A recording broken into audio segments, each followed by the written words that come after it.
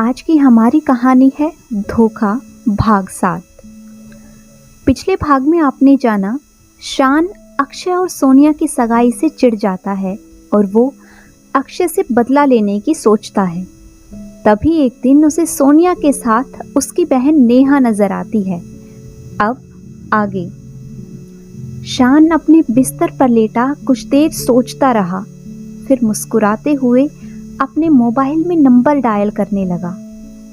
अभी पूरी बेल हुई भी नहीं थी कि फोन उठा लिया गया। हेलो शान, ये आप ही हो ना? उधर से पूछने वाली की आवाज में जो खनक थी वो बता रही थी कि शान का नाम उसके मोबाइल में सेव किया हुआ है और शान, जिसने बहुत सोचने के बाद कॉल किया था, अब रिलैक्स महसूस कर रहा था। शान के चुप रहने से नेहा ने पूछा, आप शान ही है ना? बिल्कुल, मैं शान ही हूं। मुझे लगा था कि शायद आपको मैं याद हूं या नहीं। अरे ऐसा क्यों बोल रहे हो? मैं भी आपकी फैन हूं। वैसे आप तो अमेरिका गए थे, तो कब आए वहां से?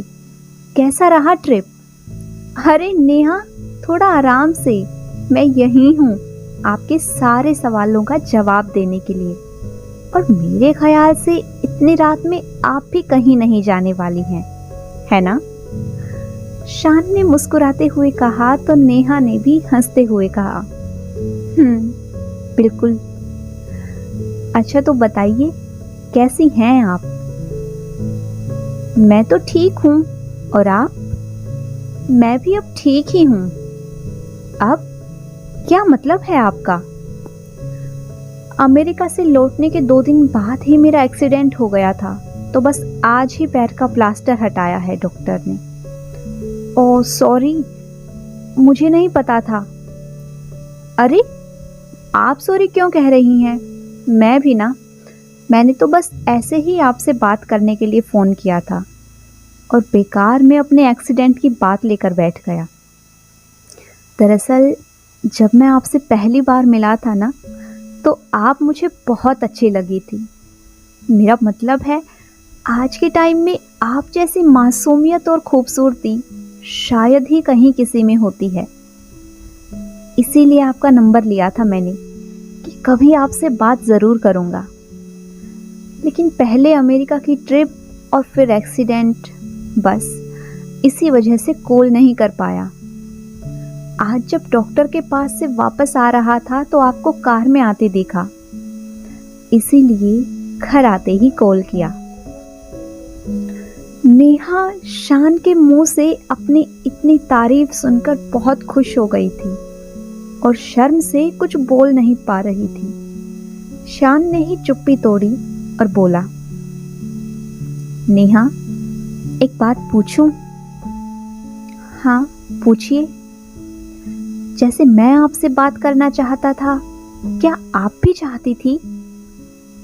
जब उधर से कुछ नहीं बोला गया तो शान ने उसकी मुश्किल जैसे आसान करने के लिए कहा, कोई बात नहीं, आप मत बताइए, पर मेरा कॉल करना आपको बुरा तो नहीं लगा ना? देखिए, मेरा मन रखने के लिए झूठ मत बोलना आप, मुझे आदत है ऐसी बातों की। अरे नहीं नहीं, आप ऐसा क्यों कह रहे हो? मुझे तो बहुत अच्छा लगा आपका कॉल करना। फिर थोड़ी देर दोनों में पढ़ाई और नॉर्मल बातें हुई, फिर शान ने फोन रख दिया। दरअसल नेहा की मम्मी ने आवाज लगाई थी, मगर आज की नॉर्मल सी बातें भी शान और नेहा के सपनों को उड़ान देने वाली थी।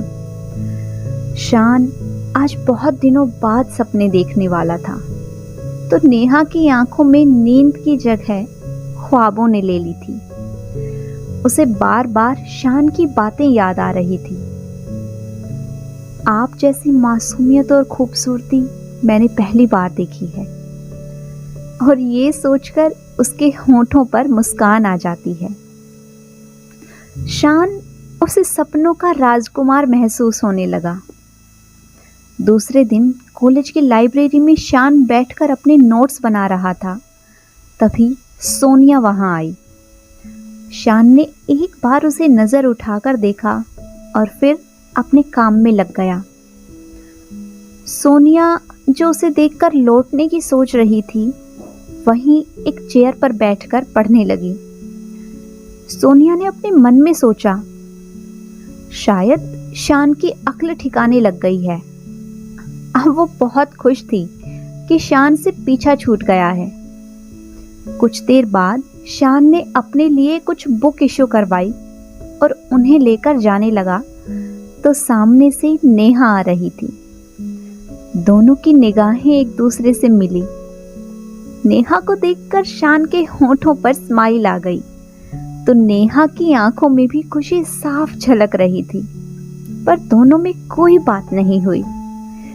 शान को अच्छा नहीं लगा सबके सामने बातें करना, इसीलिए वो आगे बढ़ गया और ये बात नेहा को बहुत पसंद आई।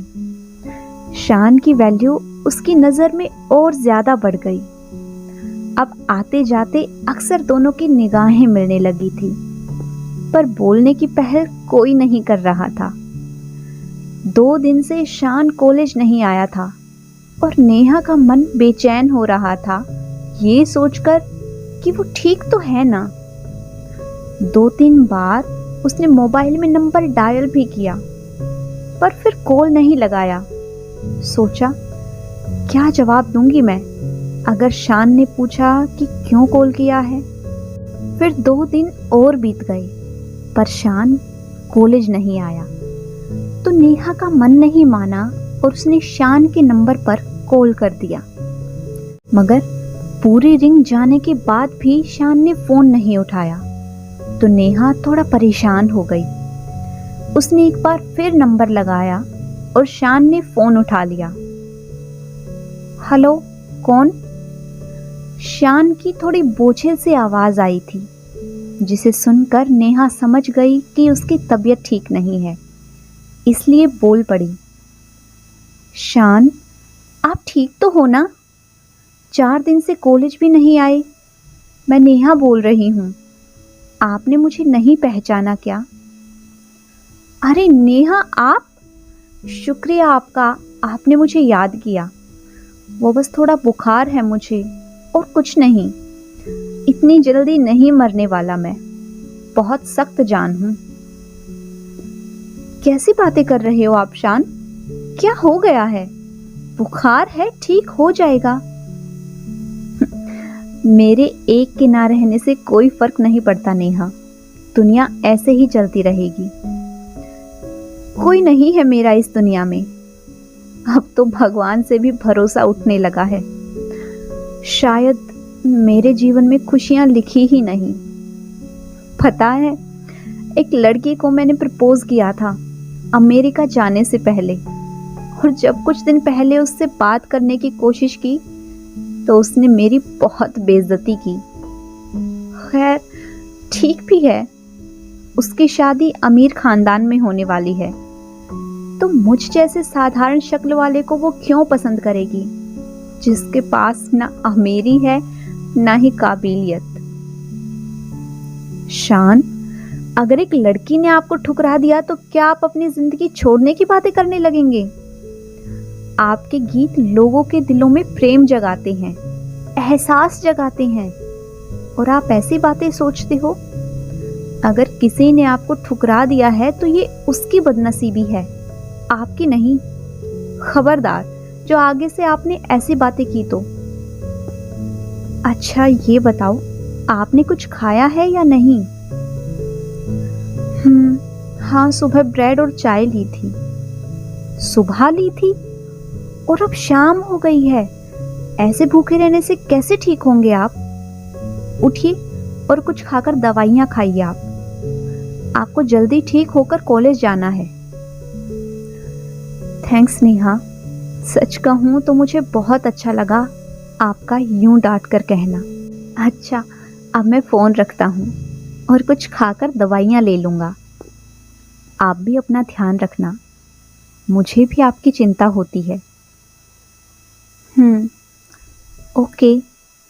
फिर फ़ोन कट गया, पर शायद दोनों के दिलों के तार जुड़ गए थे। क्या शान सच में नेहा के प्यार में पड़ गया है या बात कुछ और ही है? जानेंगे कहानी के अगले भाग में। तब तक अगर आप सभी को आज की ये कहानी पसंद आई है तो वीडियो को लाइक कीजिए, शेयर कीजिए, और अगर आपने अभी तक इस चैनल को सब्सक्राइब नहीं किया है तो जल्दी से चैनल को सब्सक्राइब कर लें। अगर आपने इस कहानी के पिछले भाग अभी तक नहीं पढ़े हैं तो चैनल पर ज़रूर विजिट करके उसके पिछले भाग पढ़ लीजिए। आप सभी का दिल से धन्यवाद। Thanks for watching.